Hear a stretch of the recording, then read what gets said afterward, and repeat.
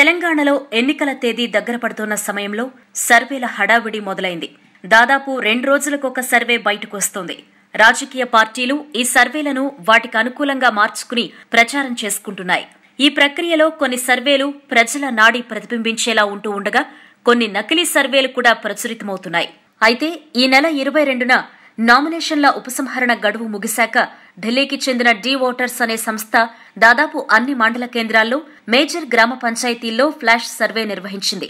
ఈ సర్వేలో మహాకూటమికి, తెరాసకు కేవలం 3% ఓట్ల తేడానే ఉందని తేలిందట.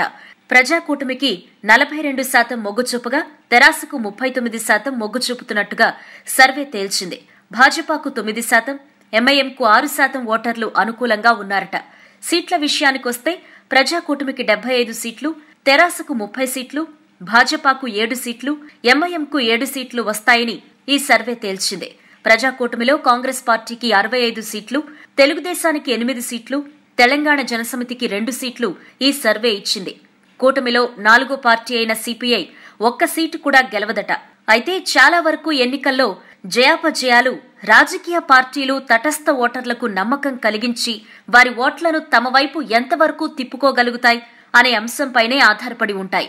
గత కొద్ది ఎన్నికల్లో సరళి విశ్లేషిస్తే గణనీయమైన నియోజకవర్గాల్లో అతి తక్కువ శాతం ఓట్లు గెలుపోటములను ప్రభావితం చేస్తూ ఉండడం మనం చూస్తున్నాం.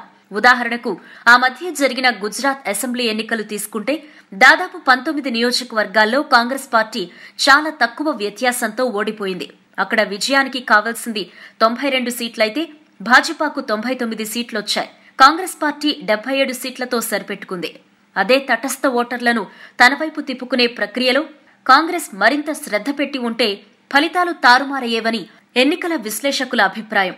తెలంగాణలో కూడా మహాకూటమికి గెలుపు అవకాశాలు కనబడుతున్నా తెరాస మొన్నటి వరకు అధికారంలో ఉండడం, పోల్ మేనేజ్మెంట్లో ఆ పార్టీకి కొన్ని బలాలు ఉండడం, ఎన్నికలకు ఆ పార్టీ ముందు నుంచి సన్నద్దమై ఉండడం వంటి అనుకూలతల వల్ల 1% తటస్థ ఓట్లు ఆ పార్టీ తనకు అనుకూలంగా మార్చుకోగలిగిన ఫలితాలు మారిపోవచ్చని ఈ సర్వే తేల్చింది.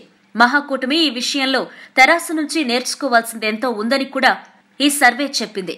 సర్వే ప్రకారం తెలంగాణలో 20 నియోజకవర్గాల్లో పోటాపోటీ పరిస్థితి ఉందట.